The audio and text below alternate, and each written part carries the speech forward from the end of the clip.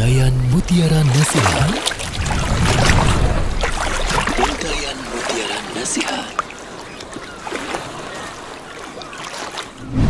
Bismillahirrahmanirrahim. Assalamualaikum warahmatullahi wabarakatuh. Izin menyampaikan fenomena yang terjadi dan hangat terutama menjelang Ramadan ini, Ustaz, di mana ada hal yang mungkin biasa terjadi terkait dengan harga-harga bahan pokok yang mulai naik, Ustaz. Di mana juga kebutuhan belanja saat ini malah lebih besar selain di bulan Ramadan. Sehingga ada perasaan lebih boros yang mungkin dialami oleh sebagian ibu-ibu rumah tangga, demikian juga keluarga kaum muslimin, terutama di bulan Ramadan ini. Nah, mungkin Ustaz bisa memberikan nasihat dan juga arahan bagi kami dan kaum muslimin terkait dengan fenomena ketika harga barang naik. Bagaimana seharusnya sikap seorang muslim, Ustaz? Jazakumullah khair. Allah barik fiik. Alhamdulillah rabbil alamin wa bihi nasta'in wa nusalli wa nusallim wa nubarik ala nabiyyina Muhammadin wa alihi wa sahbihi ajma'in wa ba'du. Ya, fenomena ini berulang hampir setiap Ramadan, barang naik. Apalagi pada saat sekarang ini ditambah dengan ada beberapa barang pokok yang menghilang dari peredaran. Itu otomatis harganya akan sangat melambung, apalagi ketika di bulan Ramadan bertambah-tambah kenaikannya. Bagaimana seharusnya seorang muslim menghadapi ini? Apa yang harus dilakukan? Tentu dalam hal ini ada pembeli, ada penjual. Bagi pembeli, kita nasihatkan agar musim tidak merubah cara hidup mereka. Bukankah Allah telah mengatakan wa kulu washrabu wa la tusrifu innahu la yuhibbul musrifin. Makan dan minumlah dan jangan berlebih-lebihan. Allah mengatakan itu umum, mutlak, kapan saja. Mau Ramadan, mau luar Ramadan, makan dan minum dan jangan berlebih-lebihan.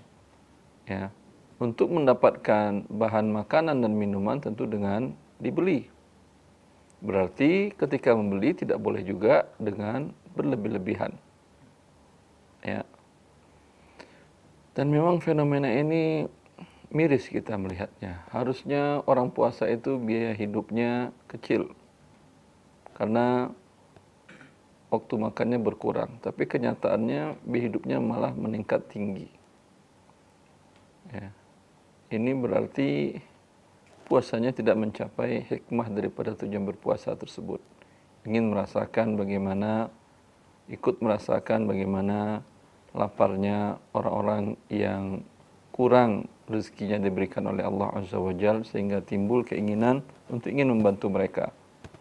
Kalau ini ketika dia berbuka, ketika dia sahur, dan ketika di waktu malamnya, semuanya dia lakukan lagi sehingga asar atau dampak hikmah daripada merasakan si fakir miskin tidak terasa. Ya, karena sudah dibalas malamnya. Dan dibalas itu berdampak kepada cara hidupnya boros dan berlebih-lebihan, yang ini diharamkan oleh Allah Azza wa Jalla. Maka hendaklah kita kaum muslimin, kaum muslimat, para bapak, para laki-laki, para suami ingatkan istrinya, ingatkan anak-anaknya untuk hikmah daripada kita berpuasa, bukan menambah boros dalam hidup. Ya. Tetapi hikmahnya adalah untuk merasakan bagaimana orang-orang yang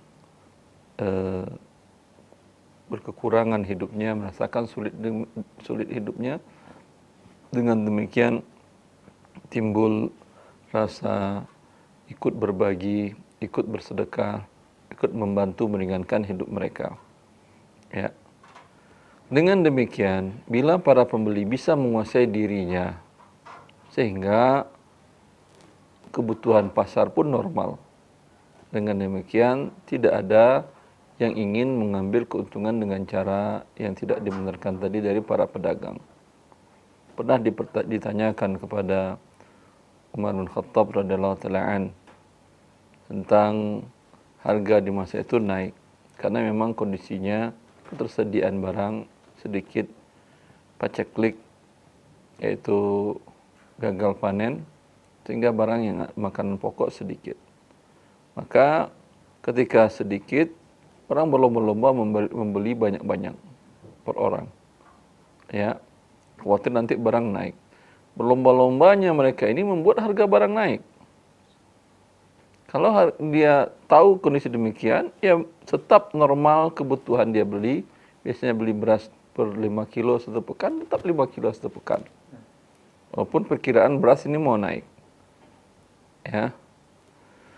Maka Umar mengatakan kepada mereka, "Arkhisuha bitarki." Kalian bisa menurunkan harganya dengan tinggalkan. Ya. Makanan pokok dari masa sahabat banyak pilihan. Ada gandum, ada kurma, ada zabib, ada syair. Ya. Apalagi kita Indonesia, alhamdulillah makanan pokok kita banyak banget. Kasus belakangan minyak goreng, kita punya minyak goreng banyak, bukan sawit saja. Ada kelapa, ada segala macam. Ya. Dan itu lebih mudah, saya kira, untuk mendapatkan kelapa di pasar lebih gampang daripada kelapa sawit. Kelapa sawit setahu saya nggak ada dijual di pasar-pasar tradisional. Kalau kelapa biasa, di depan rumah setiap kita kadang pohonnya ada, buahnya ada. Ya. Walhasil, ya, hidup seperti biasa, Allah mengharamkan kita berlebih-lebihan, maka jangan kita berlebih-lebihan didorong oleh hawa nafsu tadi, ya, membeli dengan banyak sehingga harga makin naik. Kemudian bagi para pedagang, memang Allah memberikan rezeki kepada Anda kondisi-kondisi tertentu. Dan itu kesempatan Anda mendapatkan rezeki yang halal, keuntungan yang banyak pada waktu itu.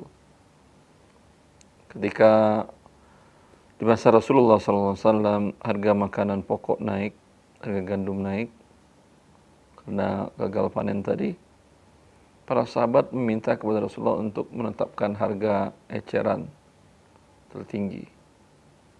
Ya. Lalu Rasulullah SAW mengatakan, Inna Allah huwal musa'ir, huwal qabidu, huwal basitu, fa inni uhibbu an alqallaha wa laysa alayya mazlamatun li ahad. Yang menyebabkan panen banyak, hasil panen besar, memenuhi kebutuhan, dan yang menurunkan hasil panen menguranginya, itu adalah Allah. Allah yang menahan dan yang memperluas rezeki tadi, dan Allah lah yang menetapkan harga. Kata Rasulullah, saya tidak mau menetapkan harga tadi karena saya ingin bertemu dengan Allah. Saya tidak membuat kezaliman kepada siapapun juga. Karena kalau Rasulullah SAW tetapkan harga tadi, tentu yang terzalimi di sini sekarang para pedagang. Ya.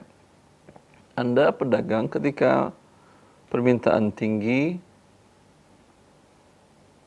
hak Anda untuk mendapatkan keuntungan yang lebih. Tetapi jangan Anda yang menyebabkan permintaan tinggi dengan membuat isu-isu atau dengan menahan barang-barang kebutuhan pokok tadi sehingga harganya susah dan harganya tinggi. Ini tidak dihalalkan karena Nabi mengatakan la yahtakiru illa khati'un. Orang yang menimbun barang tujuannya untuk menaikkan harga barang dan menguasai harga pasar, dia adalah seorang pendosa. Dan dosanya besar karena yang ditimbunnya ini berkaitan dengan hajat orang banyak, kebutuhan orang banyak. Maka mudaratnya kepada banyak orang, bukan 1-2 orang.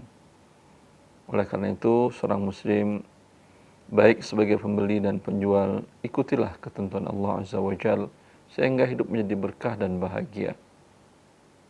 Ya.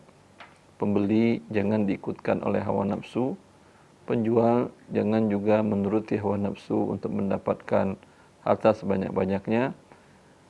Harta yang sedikit berkah jauh lebih baik daripada banyak angka nominalnya tetapi habis begitu saja dan memberatkan kehidupannya di dunia dan di akhirat. Semoga kajian singkat ini bermanfaat bagi kita semua dalam menghadapi Ramadan atau kapanpun masa hidup kita. Ingat kaedahnya, Allah mengatakan jangan berlebih-lebih. Wallahu waliyyut taufiq wa sallallahu ala nabiyyina Muhammad wa alihi wa sahbihi wa sallam. Assalamualaikum warahmatullahi wabarakatuh. Waalaikumsalam warahmatullahi wabarakatuh. Assalamualaikum wa jazakumullah khairan. Allah barik fiik.